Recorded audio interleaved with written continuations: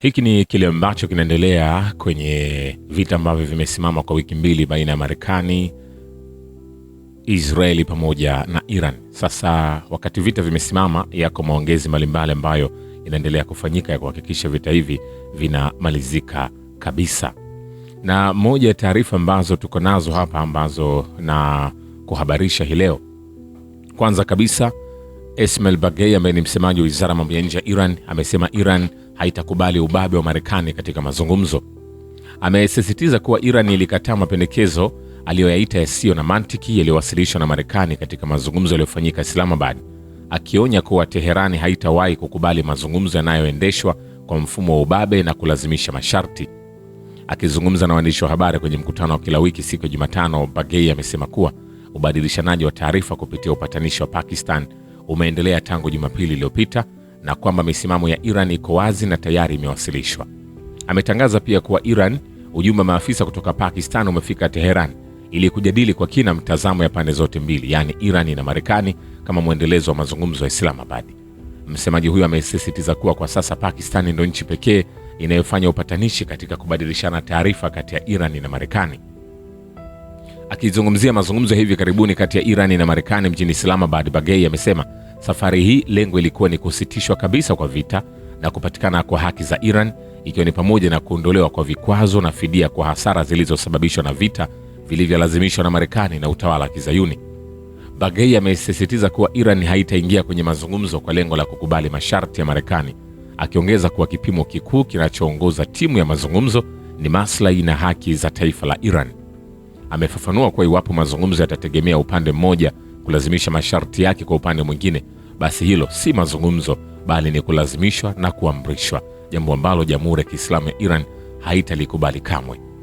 Akijibu madai ya makamu wa rais wa Marekani kwamba mapendekezo rahisi na ya jumla yaliwasilishwa kwa Iran katika mazungumzo ya Islamabad, Bagei amesema Iran iliwasilisha mpango wake wa vipengele 10 kama jibu kwa mpango wa Marekani uliodaiwa kuwa na vipengele 15. Na ameongeza kuwa katika mpango huo Iran ilieleza wazi misimamo yake kuhusu masuala yote ya mazungumzo, ikiwemo suala la nyuklia, kuondolewa kwa vikwazo, fidia ya hasara na kusitishwa kwa vita. Alipoulizwa kuhusu pendekezo la Russia la kuhamisha urani iliyorutubishwa ya Iran kwenda Moscow, Bagei amesema kuwa katika makubaliano yoyote ya nyuklia kuna chaguo mbalimbali zinazoweza kuzingatiwa. Vile Islamabad inathamini uungaji mkono wa Urusi kwa juhudi zake za upatanishi za kutatua mgogoro kati ya Marekani na Iran. Msemaji wa Wizara ya Mambo ya Nje ya Pakistan, Tahir Andrabi, anasema kwenye mkutano, tunathamini uungaji mkono ambao umetoka Moscow, mwanadiplomasia huyo alisema, akiongeza kwamba Urusi ilikuwa mchezaji muhimu wa kimataifa. Vile inaripotiwa kwamba rais wa Marekani Donald Trump alisema wakati wa chakula cha jioni cha faragha na mfalme William Alexander na Malkia Maxima wa Uholanzi kwamba anataka kumaliza vita na Iran haraka iwezekanavyo, The Wall Street Journal imesema.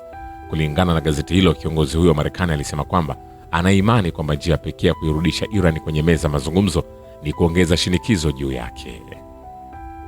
Vile Israeli inaendelea na operesheni yake dhidi ya Hezbollah na imejipanga kupata amani kupitia nguvu. Waziri Mkuu Benjamin Netanyahu anasema, vikosi vyetu vinaendelea kushambulia Hezbollah. Mapigano yanalenga Beit Jiblain, mji ulioko kusini mwa Lebanon ulio karibu na mpaka. Beit Jiblain ulikuwa mji mkuu wa Hezbollah kusini mwa Lebanon. Tunakaribia kumshinda Beit Jiblain. Kwa kweli, tunakaribia kuangamiza ngome hii kubwa ya Hezbollah, alisema kwenye hotuba ya video. Kulingana na Netanyahu, ameagiza vikosi vya ulinzi vya Israeli IDF kuendelea kupanua eneo la usalama na pia kulieneza kuelekea mashariki kuelekea mteremko wa mlima Hermon. Sambamba na hayo, tunafanya mazungumzo na Lebanon. Mazungumzo haya hayajafanyika kwa zaidi ya miaka 40. Yanatokea sasa kwa sababu tuna nguvu sana na mataifa yanatujia, si Lebanon pekee. Katika mazungumzo na Lebanon kuna malengo mawili makuu: kwanza, kupokonya silaha Hezbollah, na pili, amani endelevu, amani kupitia nguvu, alisema. China na Urusi zitaendelea kushirikiana ili kurejesha amani katika Mashariki ya Kati. Balozi wa China nchini Urusi Zhang Hanhui anasema China itaendelea kufanya kazi kwa karibu na Urusi na nchi zingine zenye msimamo sawa wa kutekeleza mapendekezo 5 ya pamoja na Pakistan, na itaunganisha juhudi pamoja nao ili kukuza usitishaji mapigano haraka na kurejesha amani katika Mashariki ya Kati.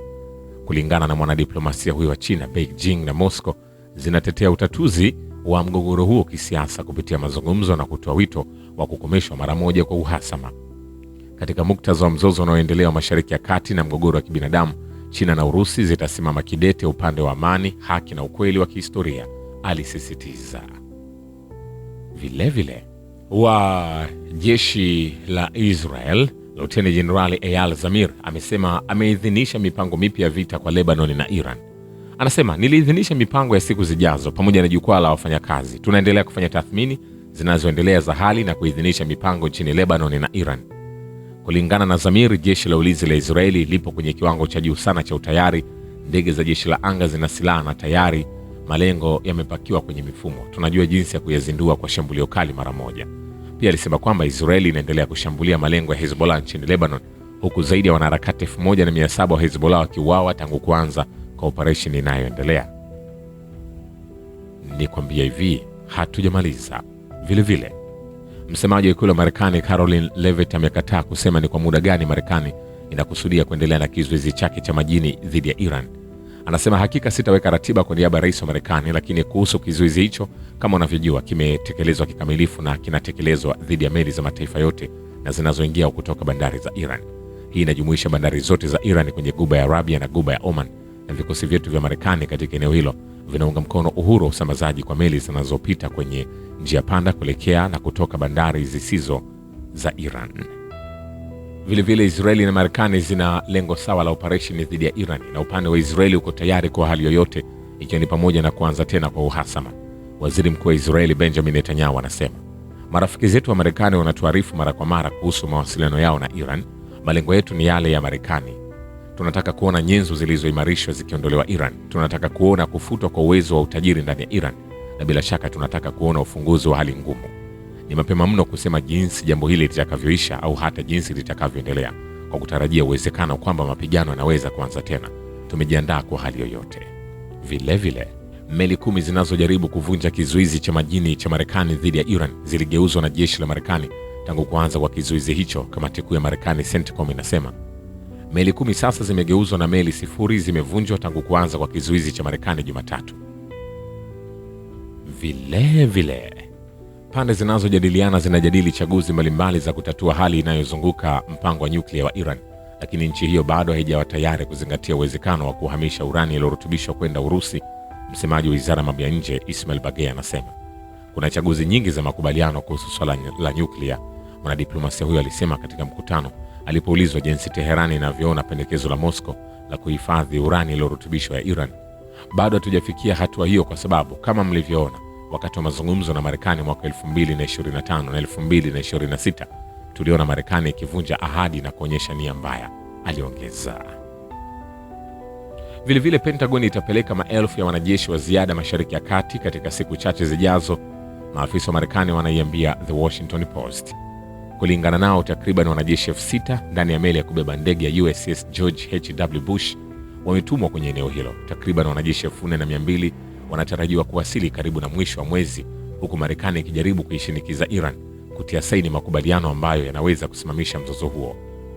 Kulingana na Washington Post, Pentagon imesema kwamba takriban wanajeshi 50,000 wanahusika kwenye shughuli za Mashariki ya Kati. Wataalamu wa kijeshi waliohojiwa na gazeti hilo wanasema kwamba kupelekwa kwa kikosi cha ziada kutaipa amri kuu ya Marekani CENTCOM chaguo zaidi. Iwapo mazungumzo yatashindwa, usitishaji mapigano wa wiki 2 kati ya Iran na Marekani utaisha Aprili 22. Shukran kwa Baba Ukivita na Historia ya Dunia. Mimi ni Richard Shio, The Rich Voice. Ni follow Instagram na TikTok kama Rich Voice Official. Asante.